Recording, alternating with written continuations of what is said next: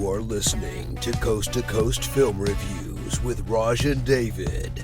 Let's talk movies.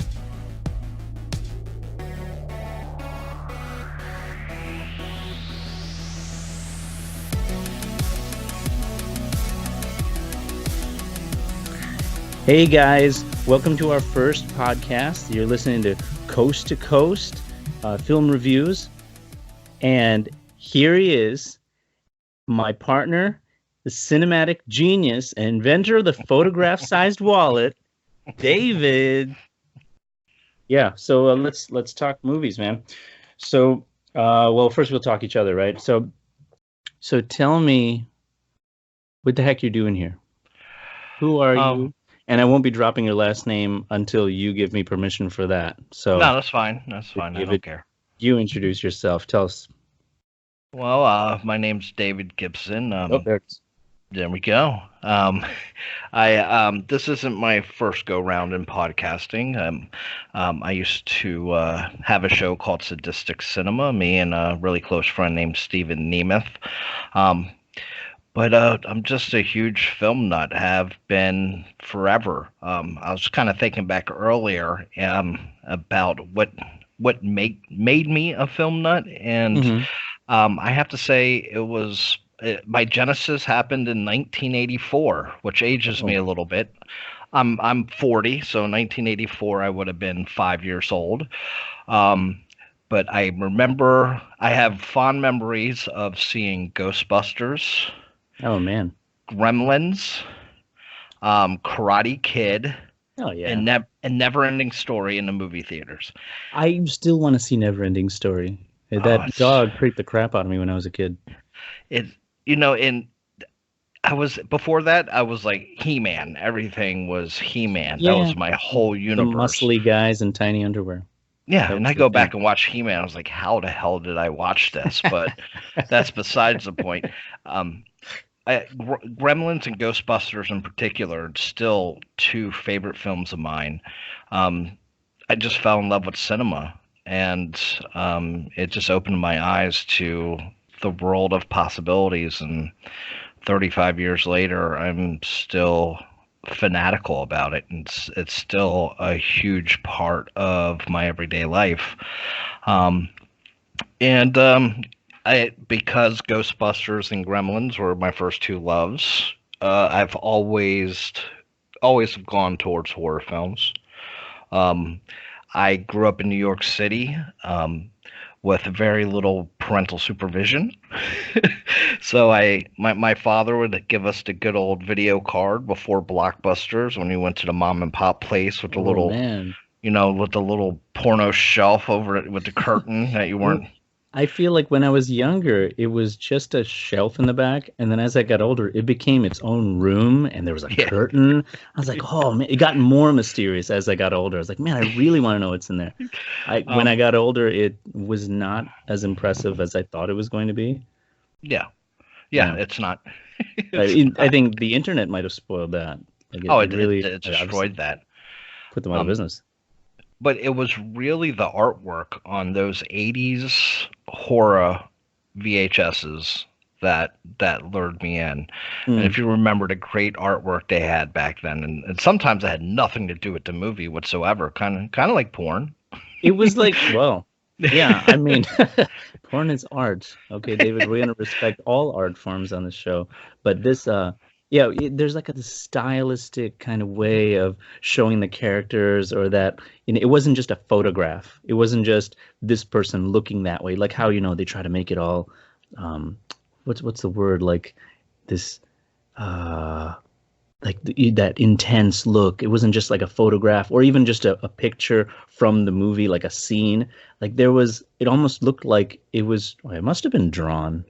Oh yeah, because how much computer work really went on in the 80s about these covers. No, that stuff was all handmade. Yeah, I think so.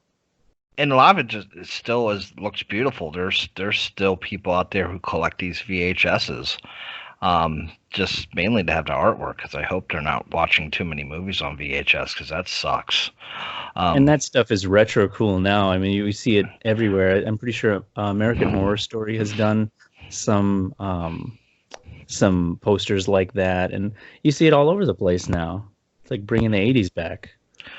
Oh yeah, there's been a handful of films that are everything's set in the '80s now. Yeah. I mean, look at Stranger Things, which I think is a brilliant show, but I think they do a really good job of making you feel the '80s, but not really just using it as, it's not exploiting the '80s. It's obviously in the '80s. It's part of the show, but it's not overdone. It's not just for nostalgia. It's actually a really good show. Yeah, I mean, I would say for the whole time machine effect, it must make it a lot easier on the writers when everyone doesn't have a cell phone, when everyone doesn't have a computer as a phone, and there's just a lot less access to help and information. It just, I feel like I understand, like, oh, let's just put this story in the 20s. let's just push it back like to the Stone Age when. Yeah. Because nowadays I feel like some of these movies don't make sense when like someone's like, oh, trapped somewhere, like, yeah, call 911, go get out of the room, like, what, go on the computer, figure this out. Or nowadays whenever they're researching some demon or something, rarely do I see Google. It's Schmoogle or something like it's some big search engine, like demons in the cupboard, and like the exact perfect information just loads up. Oh my gosh, yeah. Like, yeah, there's no research time at all. It's BS. It's just like when they have it, it's like the stupidest thing, or exactly like whatever. Well, what's even worse, when you look at the older movies and they're doing like the microfiche and they find the article right there in the first shot. Oh my god! I mean, I never had to do that, so I don't know how easy it is. But it looks like it looks absolute bullshit when they do it. It's like, what? How do they find it? Then they're looking at the whole thing. All of a sudden, hey, look at that, and they like zoom into something. I was like, is that how it works? I never got a chance to do it. Exact house where all those bodies were found. I found it. What was your genesis into being a cinephile? Man, I was trying to think of. I wanted to answer this question much better. I was thinking about like what was my first big like foray into movies. Like, what was the movie that did it for me? When I was a kid, a kid meaning, I don't know, well, I remember my age is better in accordance with what grade I was in. I think when I was in like second or third grade, maybe even younger, my sister used to love watching horror movies. Freddy, Jason, Michael Myers, like all the classics. And I don't remember them being too scared, but I loved watching it with them, and it was never scary to me, and it was just so like it was real to me up until like when the sequels started happening and I started growing up. I was like, oh, this stuff is getting a little cheesy.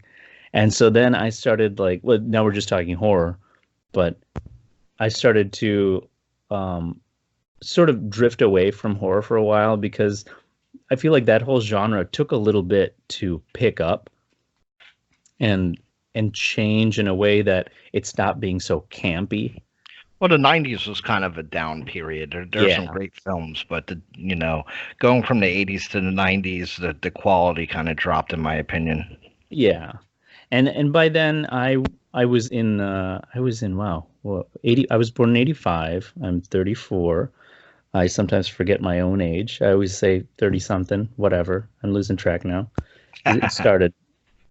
Maybe intentionally or unintentionally, I don't know. But yeah, in the 90s was all the fun kid movies and stuff. I think it must have been around college time when I started to actually enjoy more serious movies. Gosh, A Few Good Men. There was just like something like, and I don't know if we talked about this before, just like privately, but I'm not a huge military man or anything, or like I don't promote war. I don't, I'm a Buddhist, but I don't practice very strict. But at the same time, I agree with a lot of the principles, and I try to live my life in that way. Though I was raised Hindu, So it's but even still, like there's something about war movies, and I see that, I feel that the discipline, and then often it's the movies where they're the strictly disciplined soldier has to make that choice between with his own morals, his own moral compass, and following orders, and like that kind of stuff got to me when I suppose it was during my adolescence, right? When you're like trying to be your own person, and Yeah. I'm coming to my own kind of like epiphany right now as I'm saying this. I think I think those two things sort of coincided. Where it's like, oh, I'm trying to be my own person, and like, oh yeah, like a soldier, like I need to start making my own choices. I can't just follow orders. And that sort of woke me up, like all these kind of classic, like, breaking authority kind of movies. If I think of another one, I guess I'll bring it up later. But yeah, those kind of movies just really got to me, like these passionate, like not aggressive. What's the word? Like these masculine roles and stuff. Like what was it? Tom Cruise. Yeah. Like although he was big in that time too. I wasn't a huge fan of the shower scene and the volleyball and the Top Gun. No, I'm just joking. I don't care. I don't even remember watching Top Gun as a kid. So I was watching Roadhouse. Well, there are so many Patrick Swayze movies I haven't seen that I really want to. Poor guy and his pancreatic cancer. Well, it's kind of funny because I was the 80s going to the 90s was like the huge time for action films.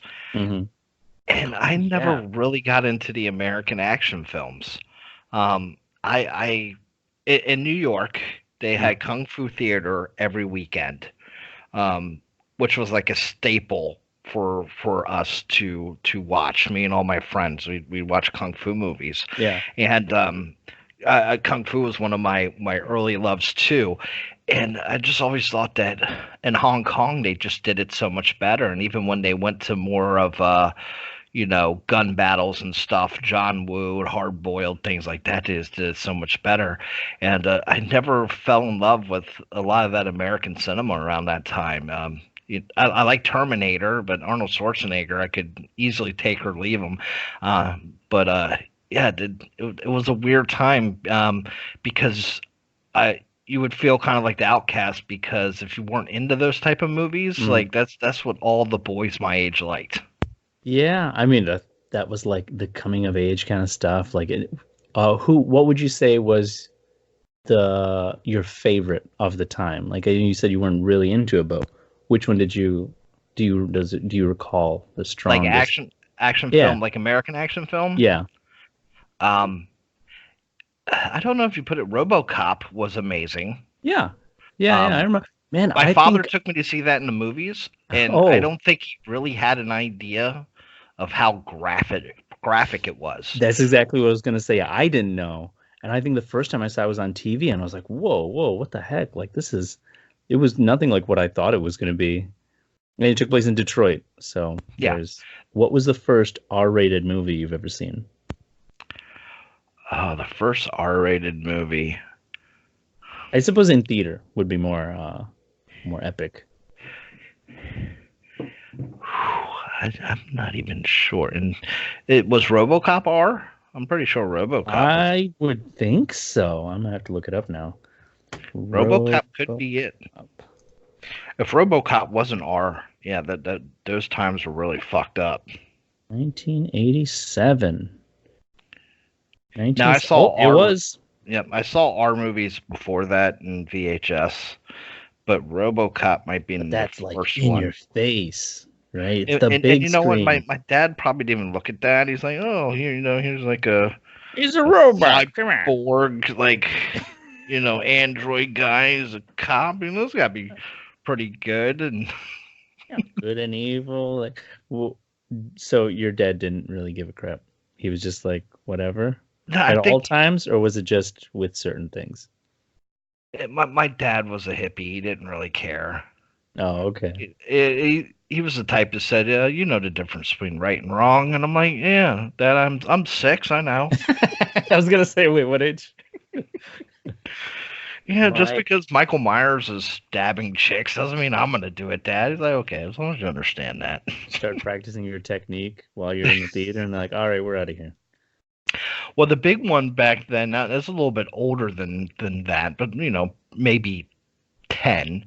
Um, Faces of Death, which Oh, um, uh, John Schwartz, the creator of that, just died about a month or two ago. oh, I've actually had personal conversations with him. He was really really nice dude, really nice guy. Believe it or not, he made Faces of Death, but that was like the litmus test. Um, you get your buddies together and get them to sit there and watch that, and it's kind of like something like back then we called it the pussy test. Who's going to be the first one to cry or whatever? Back in you talked like an asshole back then, but that's pretty much what it was. Who can sit here and watch this? I think That that might have been the first, you know, first one into like extreme horror type movies. Or I guess is that extreme horror even? That's like more like real life horror. well, it's a mixture of both because the slaughterhouse stuff, things like that. Yeah. That that was all real. There was some real uh, there is the guy who commits suicide, the politician, Mm, um, which yeah. um, which is really famous. Filter even made the song "Hey Man, Nice Shot" based off of that guy, Hmm. but that was real. There was a couple news clips, but the stuff like the sex satanic cult cutting people open and eating it, and the monkey brain stuff, that Was stuff it? was all scripted. Oh, okay, okay. Well, the monkeys, that was still a real monkey. Well, the funny thing is, if you remember that scene, I do, um, it was vividly. it was all done with like Middle Easterners, belly dancers, things like that. The film had Chinese investors, and the Chinese Asian culture was more into eating the brains of monkeys, but they Okay. didn't want that. They made it to seem like it was Middle Easterners, where how many monkeys are in the Middle East anyway? But it was Middle Easterners who were really into that because they didn't want to make the Chinese look bad. Hmm. I had no idea about that. But But it's definitely a lot more of a Southeast Asian, Chinese thing than it is a Middle Eastern thing. from what I recall, I thought I was definitely leaning more towards Eastern instead of Middle Eastern. I thought I remember thinking Indonesia or something for some reason. I Now don't you could remember. even say maybe Moroccan, Oh, well, because they that's have belly Africa. dancers. They have belly dancers there, so that's definitely more of an Middle Eastern, Northern African type thing. Hmm. Yeah, that I still remember that scene. That was sad. All the animal stuff made me sad. Well, that and Um, Cannibal Holocaust were my first entrances into extreme horror. mm. Yeah, I got Uh, into Face of Death late, and then they had sequels. Wasn't there more than one? There's like yeah, two or there's a three. bunch of them. Then they have a offshoot called Traces of Death. Um, ABCs of Death, wasn't that another one? Might have been. There were so many. There's one called Assassinations, and I thought that was cool shit when I was a teenager. Going through Mm, teen angst, and I'm not really into the real life gore anymore. It's not something I would chase. It. yeah, When I was like 15, I was like, oh yeah, you got pictures of a bunch of dead bodies everywhere. Oh man, that's awesome. And as you grow up, you're like, yeah, that's not really cool to look at. a few years ago, I'm still a member of that group, but it's been probably a year since I visited. But I was part of this group, this creepy group, and people every so often would post like real life injuries, like their hands all mangled, and that kind of stuff. We'd flag and remove, or and we'd kick them out or something because it was part of our rules. And then over time, like the founder, the creator of the group, started allowing it, and eventually she created her own um, group, like an offshoot of it, and it irked me. I was like, oh, like I started like there just got to a point where I'm just like, oh, the real stuff is Like I like horror. I guess part of me because subconsciously I just keep telling myself like, oh, that's really good art. Like that it's nice that it's fake. That I can always go to that place in my head and say, oh, well, it's not real. But man, that really looks real. Like that's cool. Great. Good job, director. Good job, makeup team. Good job. Like I'm telling myself this to get through it. But when it's really real, like that's something else. And um I was a EMT paramedic for some time, so I've seen some nasty stuff, and I guess that's what started my way out of the realistic extreme horror sort of genre. Like I didn't enjoy it as much, and I started to fall out of love with it and started to go back to like the roots of horror and like started trying to like satisfy those horror urges without going too extreme. So, maybe that I think it was around that time that I fell into August Underground, and I was like, that's too realistic for me, and I fell out of love with of extreme horror in that way. Yeah, there's stuff that I'll watch just for the shock value. Hmm. Um, I obviously want to see some violence in horror movies that I'm watching. But you you give me an art house film, um, and that's what if I have between an art house film and something that's just gory to be gory, I'm going to watch the art house film first. I will go watch the one that's gory, just to watch it. But I love the art of film, Hmm. so I like to see people push the boundaries. Um, Either way, I just want to see the boundaries pushed either way, and I just want some original thought to go into it. Um, that's why I don't really get into a lot of the mainstream cinema, just because it doesn't do much for me. It well, we're going to talk about Zombieland, Double Tap, which Yeah. it's pretty mainstream. Um, but the mainstream kind of came to that movie. It didn't Why do you go say to that? well, the original Zombieland is 2009, Yeah. which 10 years. That's so yeah, crazy. Came out with a sequel 10 years later. And the zombie craze yeah, between it's right. It's 2009 and now. Like, man.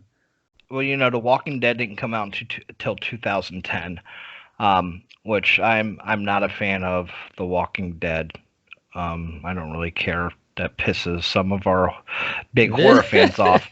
Um, Zombies to me, um, done best, which is George Romero. Obviously, he kind of created the whole genre, Hmm. and has done it best. He always used it as a political allegory. The zombies. If you watch Night of the Living Dead, um, there's the whole allegory of racism and classism. Dawn of the Dead. The film's all about consumerism and how we're basically just we're zombies. We just consume everything. Um, Oh, I see. now the other way I like it is when you can play it for laughs, because any type of horror they can have horror comedy. I think zombies lend the best to horror comedy. Shaun of the Dead is one of Sure. Yeah. I was just about to that's just say, like, when you classic. said comedy, that's the first one that comes to mind, really. A slacker comedy with zombies. I mean, how much funnier and great can you get? Um, and I think Zombieland does it really well. Of you know, just the whole apocalyptic scene, but trying to make something funny out of it. There's funny slasher films, things like that, but I think it just the best horror comedies are usually zombie films. Yeah. I mean, while we're on it, then let's let's just go ahead and talk Zombieland. Uh, you want to talk one first? Let's do one first, and then we'll go into two.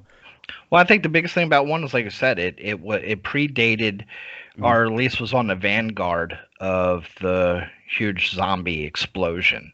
Mhm. You got to give most of the credit to The Walking Dead, um, which if you would have told me you know, and Huge following. if you would have told me in 2005, in 5 years, the #1 television show is going to be a zombie show, I'd be like, what the fuck are you talking about? Are you out of your mind? That shit will never happen. But it did. Even though they had very few zombies in a lot of episodes, it's still a zombie, apocalypse show. But yeah, Zombieland was on the vanguard. I mean, if you just look at the cast, the cast is absolutely amazing. Every single actor now has had an Oscar nomination for Best Actor or Actress. I mean, how many casts you got like that? We got Woody Harrelson, Jesse Eisenberg, Emma Stone, and Abigail Breslin. Abigail had already had a Best Oscar nomination, if you remember Little Miss Sunshine. Oh yeah, that's the only other movie that I know her from. Yeah, I don't know her from much either. And Jesse Eisenberg got it with a Social Network. Emma Stone. I was gonna say, here's some that came along after Zombieland. Then, do you remember World War Z? Yep, World War Z. Actually, I'm a fan of the book. Not such a big fan.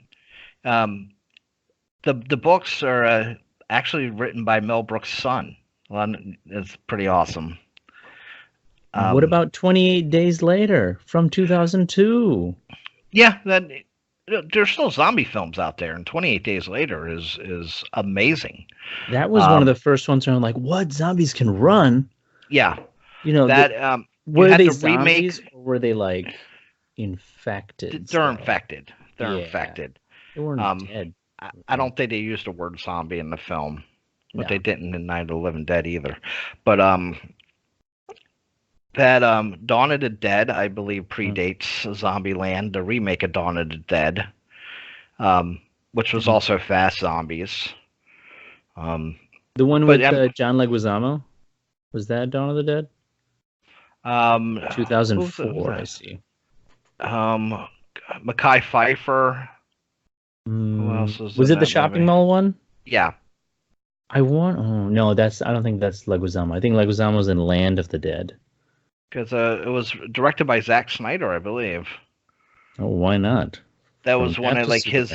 Yeah, that was one of his kind of breakthrough directorial efforts. But yeah, there was definitely zombie films, but it seems like 2010 is when it just really blew up, and Zombieland was just a precursor to that, because it didn't blow up the box office or anything. It was popular, but it wasn't amazing. But it was just a good, fun film. Yeah, I mean, I feel like they brought it to the screen in a funny way. And I mean, you say it wasn't mainstream, but then you got these actors, these well-known actors at the time. I feel like that was pretty mainstream. Well, Emma Stone wasn't too big yet. Now you're going to make me look up all these filmographies. Yeah, neither was Jesse Eisenberg.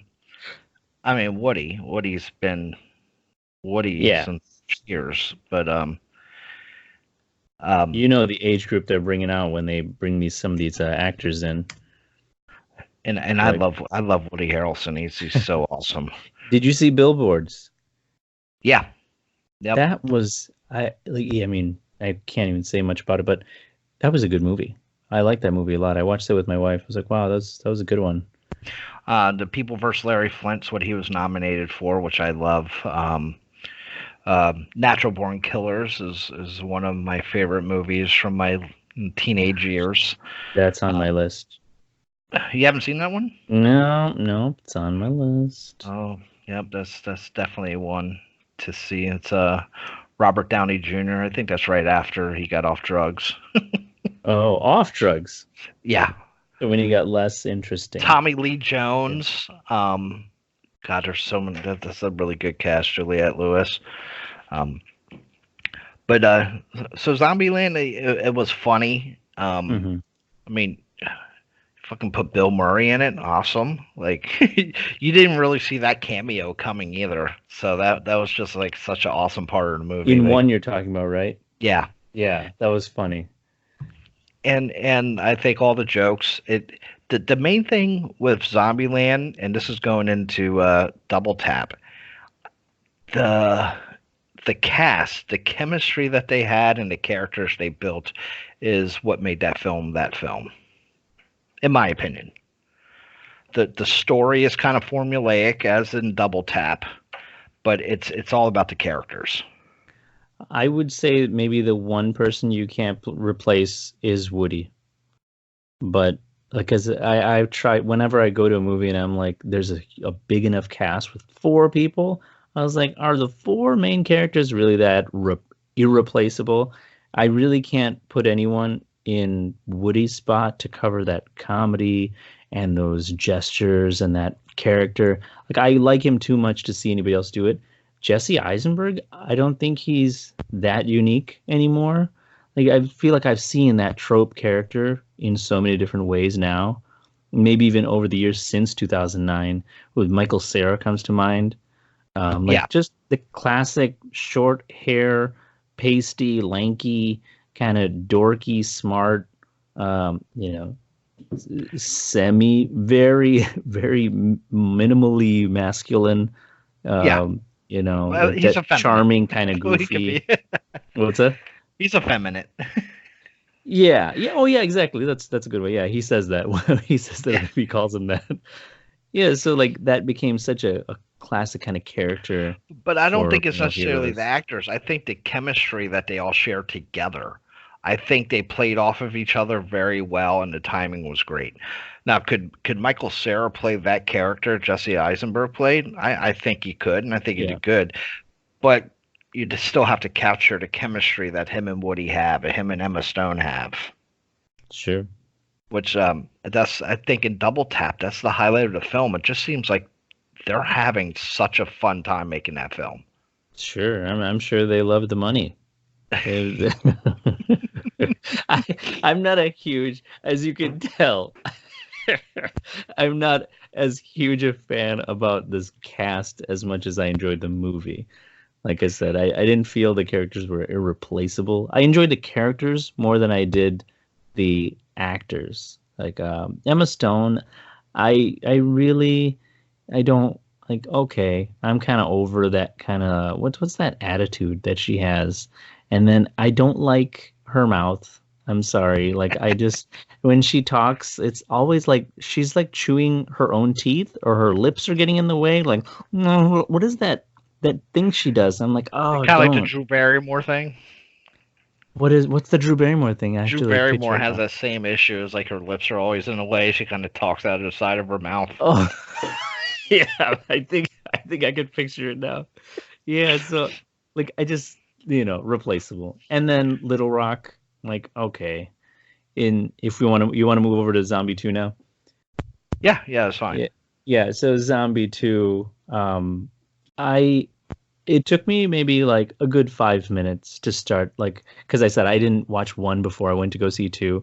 So I was like, oh, what happened? And then, luckily he does his narrative recap. And I'm not a fan of narration in movies unless it's absolutely necessary. Otherwise, please shut up. Let me do the job of enjoying the movie and figuring out what I want to figure out. Because I can't stand when they spoon feed you everything. But Eisenberg added some comedy to it. It wasn't just here's what happened. Yeah. So yeah, he explained things and things kind of picked up. I liked it the moment it got serious. So pretty much when the T-800s or T-8000s came in, and then I was like, oh, okay, yeah, there's something to be worried about. It wasn't just going to be like, oh, these zombies are stupid, just a goofy ass movie. Yeah. So I was like, okay. And then I really loved the opening. Which was the the whole it wasn't a montage. I was about to say montage. Yeah, the slow motion thing. That was fun. A lot of zombie massacre. I also have a soft spot for Metallica, and they started off with Master of Puppets, which was I really liked the opening of the film. Yeah, that was a fun watch. Now narration, I'm kind of the same way. I like how they do add the comedy. Like, It's got to be and done well. he That's did the the thing. same thing in the first film when they're like talking about kills of the week and stuff, and they That do was a little. okay. That was funny. I liked those scenes where the leaning tower and stuff. That was Yeah. funny. It's almost like an aside, like Family Guy or something like that. They just kind of break the whole film just to Yeah, do like a, remember that time? How I is think he they did getting that really news well. about this stuff? Yeah, I have no idea. It's just bullshit fourth dimension or like breaking the wall kind of thing. Yeah, it's meta, which the first film's kind of meta too. It's almost like um, he's narrating from a point of in the future when the zombie apocalypse is over. Yeah, What I did you think of guess. Madison? Oh, right. I forgot about that character. I first saw her in this one teeny bopper vampire movie a long time ago. And I was like, oh, she wasn't a bad actress in that. I was waiting to see her in more roles. She reminds me of a Rose Byrne character almost when she does Yeah, more serious stuff.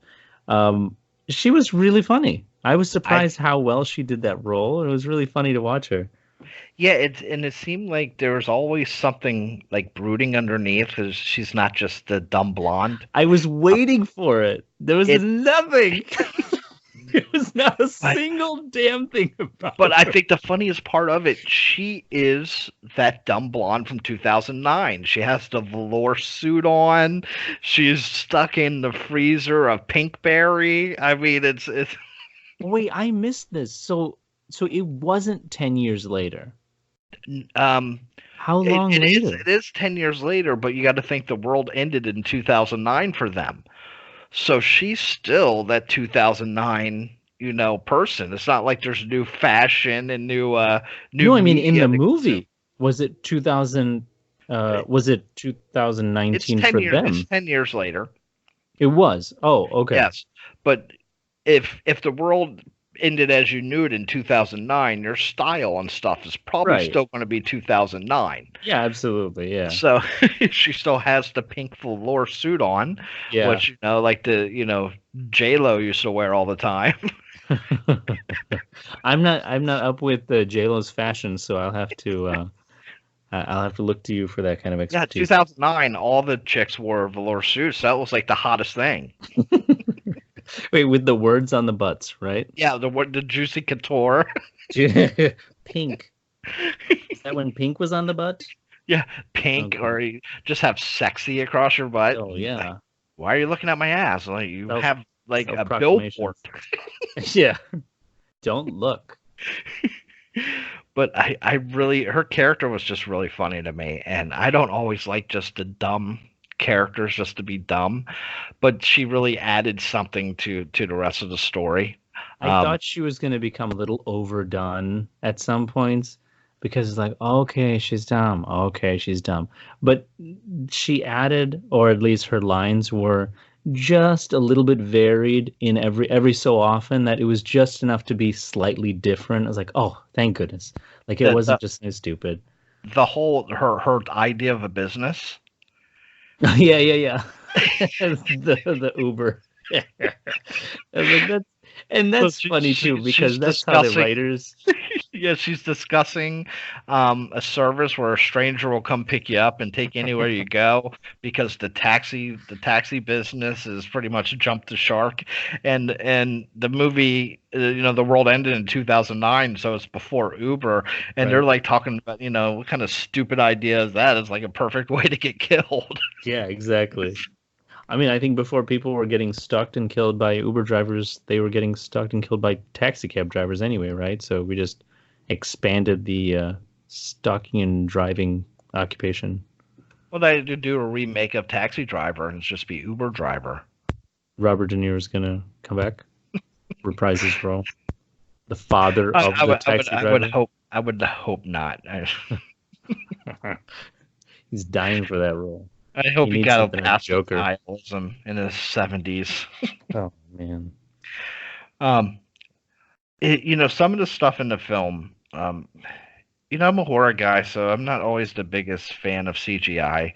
I think they did it okay. They didn't overdo it. Um, but the monster truck scene kind of took me out of the film. I just think it was so absurd. Oh yeah. Oh, you forgot to mention Rosario Dawson, and then Oh, I was going to because oh that's the love of my life. oh, I had no idea you guys were so That's close. that's like my, if I could choose one woman from Hollywood, it would be her, Rosario Dawson. Yep, and her character didn't really bring much to it. You did, Yeah, I was. It was. You were just. We were all waiting. Who was going to be the love interest for Woody? I saw it coming. All we could talk about was relationships and love. yeah, So I was like, yeah, and oh, the plot's very formulaic. Like I said, yeah. it's it's not blowing any minds. Um, It should have been I, just called Zombieland 2: The Search for Little Rock. That's really. It was just. Where is well, she now? Where is she now? then they had like the slight doppelganger scene where For. Oh yeah, yeah, that Luke was funny. Wilson. Yeah, Luke Wilson and I thought Middleditch. it was funny, but you know what it made me think of? Shaun What? of the Dead. If you Mm, remember the scene in Shaun of the Dead, there's two groups of friends. There's the one that Sean's leading, and then they meet another group of friends, and they're all dressed very similar and everything. It's almost a throwaway scene in that, but it's a funny part. And I think they got the idea from that. really? Yeah. Wait, did the other group in Shaun of the Dead just like get murdered viciously while they got away? No, no. Oh, okay. it's I'm it's thinking of it's something else. it's just like a bunch of people who look and dress slightly alike, but the way that it's shot is just like they're kind of all just like there, like passing each other. It's in the scene where they're running through the backyards trying to make it to the pub, Yeah, and but if you go back and see it, if you watch that scene and then think about Zombieland, you're like, I can definitely see where they got that idea from. I suppose it could have been. Yeah. Yeah, that was pretty funny. The Luke Wilson. I mean, the whole idea of there being a triangle and stuff. I was like, whatever. It was obvious. I knew they were gonna die. Because I was like, you have to limit your budget. Like, how long can you keep four main characters on screen constantly? It's like, so Abigail's going to leave, so she's not going to be in the picture. And then once Emma left, I was like, oh, is this just going to be Eisenberg and Harrelson the whole movie? And then Emma comes back, and I was like, okay, this is like peak budget right now with the three of them on scene, on camera. And then it goes on, and then we get Rosario. I was like, oh, she's gone in like 10 minutes. And then who is it? Luke Wilson shows up, and I was like, "Well, all these guys are under the same roof." I was like, "Someone's gonna die. Like, someone is out of here permanently." And then And Thomas and Middleditch. and I could have dealt with Jesse and Woody just buddies for the rest, buddy film. But that was one, right? That was a majority of one. You can't Yeah, have I a could have complete done. repeat. Not just for you. I mean, Woody if the movie was Woody done just for Harrelson. you, Woody Harrelson can be in a buddy movie with any other actor, and I'll watch it. he's still got that Nick Nolte 48 Hours buddy.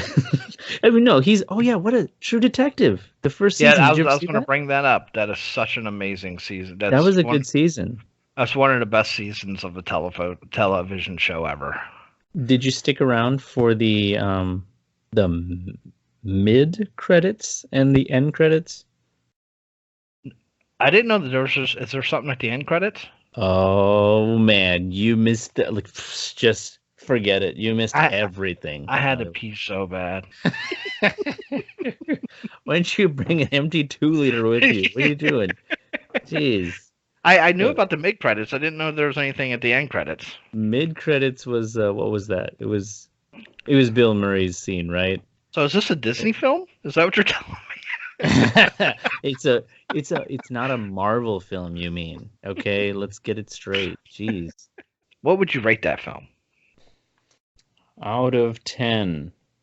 Are we just gonna have a generic rating system for everything, or is it like acting, story, cast, lighting? I would just say overall rating. Overall, okay. So then I have to consider cast. I have to consider camera work. I have to consider story. Story was fairly predictable. It was funny. Cast was, everyone reprised their roles. I maybe would have appreciated a little bit more. Okay, it was enjoyable though. I wouldn't go as high as an 8. A 7 might be pushing it. I'd say it was a 6.5. I wouldn't be, in the scale of 1 to 10, some people's 6.5 would be, like, go watch it. Yeah. It just really depends. I think I would probably be around a 7. And to me, Okay. We're not that far off. Yeah, 7 would be a solid film. You're going to have a good time watching it. To me, an 8 means like it's, an excellent film. 9 means it's probably top 10 films of the year or the last few years, and 10 means it's a classic. I mean, 10 is like guaranteed I'm going to buy this movie in the most, highest quality available and then store it in my vault. Yeah. So, yeah, I can't give out too many 10s. No, I rarely, I don't know if I've ever said a perfect 10. Like, I try to poke holes in even things that I want to say is a 10. Yeah, I mean, even Joker, I'd probably give the Joker a 9. It would be close. Yeah, I know. Yeah. Which is my favorite film of the year. So, 8.5 to 9. I would give Old Boy a 10, Godfather a 10, Taxi Driver a 10. Which Old Boy? There's only one Old Boy. Oh, so you love the Brogan. Yeah, if you thought I was speaking about the Spike Lee Old Boy, please tune in to a Disney podcast. Let me see. So, any other good films you watched this week? This week, no. My plan was to get Maleficent in here and Jaxie, just for the hell of it, just because those are the only two that I thought would be somewhat enjoyable to watch. But before that, I saw Gemini Man last week. Will Smith, he's not doing the blockbusters he used to. Bad Boys 3 is coming out. I know you're going to want to see that. Can't wait. Hey, take it easy. Take it easy. Tone it down. Gemini Man, yeah. I mean, it was whatever. Yeah, every big actor goes through their double role feature. Van Damme, Keanu. Yeah, my wife. I said this to my wife, and she's like, "Oh yeah, name them." And I was like, "I don't know them off the top of my head, but we all know they do. They always, they always do their double. Gotta fight myself. Like the best actor in this movie is you can only have a second actor who is himself. Oh, like does he get a double the pay for this? No, but it was the deep fake. The CG that they did was bad. There's so many like dark scenes, and when it hits that scene where this character has to be in the light at the end of the movie, oh my gosh, it's so bad looking. It's just weird. It's like got a glob on his face. And I was like, why didn't they just kind of like use his son? But I guess it would have been hard to get the height and everything. I was like, okay, fine. But yeah, I didn't have a really. Zombieland was probably my highlight. I did revisit The Tall Man, which is you mentioned that by I'll probably butcher his name because I'm terrible at French. Pascal Laugier, the director of Martyrs, which is probably a top 20 film for me ever. Yeah. But I watched it before, and I don't remember what kind of frame of mind I think the frame of mind you're in, what you're expecting out of a movie, can really change your perception of a movie. So you have to get a real opinion of a movie. I think you have to see it really twice. But The Tall Man, I really enjoyed that film. It has, if you see Martyrs, you know that there's an amazing twist, which not only just is a twist in the story, it's almost like a twist in the genre of what kind of film it is. Um, can I give away Martyrs? It's 10 years old now, but I was gonna say we should do like either just based on that director, we should do a podcast where we talk about Martyrs and maybe some of other top favorites, because that's a good one. I love Martyrs. That's one of my favorites. But The Tall Man has a twist in it too that just, it's not one of those M Night Shyamalan twists like, haha, I got you. It's a twist that just totally changes your whole perspective of the characters, what type of movie you're watching. Which twists like that are just amazing to me. If somebody can take you totally into a different realm of thought with a twist, that's the best that you can possibly do. And if you looked at the artwork for A Tall Man, you know, you think it's a horror. It's not even really a horror film. It's more of a suspense thriller. If you've seen like Prisoners, you know, which is a great film. Something along those lines, you know, child abduction type films. Yeah, that's right. I remember that one now. It was with Terrence Howard. No, Terrence Phillip. What's his name? No, Terrence and Phillip. That's South Park. Terrence no, Howard, it's right? with Hugh Jackman and how did I forget Hugh Jackman? That's right. Yeah, Hugh Jackman and who else is in that film? Yeah, Terrence Howard. Yeah, Terrence Howard is in that film. They were the two fathers. Terrence Howell. Right? Howell. Is it? Yeah, Howard. I'm saying Howard. Yeah, it's, and who's the detective? Yeah, I love the guy. Now I'm forgetting his name. Gary Oldman, other guy who always plays cops. Prisoners. You might have to edit this part. Oh, I have to do editing in this. Is Terrence Howard, Jake Gyllenhaal. Yeah, Jake Gyllenhaal. Oh, I never told you about our sponsor. Oh yeah. So, did you guys ever have sponsors on your show? What was it? We like have like a film coming out or something like that, and you know, half the times it's just sponsoring ourselves, like talking about the next show coming up, which included, you know, the director who's making the movie. Oh, okay. Yeah, but, so I found some places in LA that might be interested. So this portion of Coast to Coast Film Reviews is being brought to you by Jim's International Condominium of Pancakes. Remember, at Jim's, it's hard to tell which is thicker, your pancakes or the dust on your silverware.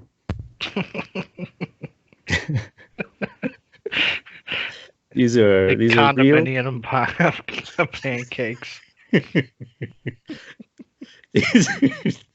These are real sponsors. Visit these places, please. Yes.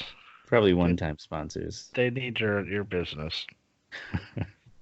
Yeah, I used to respect Rotten Tomatoes and IMDb. As of the last 5 years, bullshit. I don't believe anything they say now. I'm like, whatever. When I'm looking for a good film, I don't look at Oscars. I look more at Cannes. What's going on with them? Mm.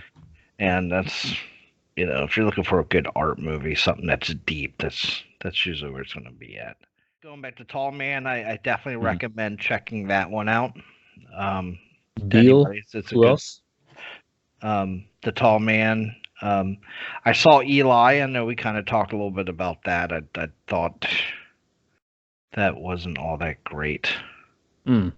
Not worth a watch. Not worth a rent. Not worth a. Well, it's not in theaters. You know, I wouldn't. Would I watch it again? No.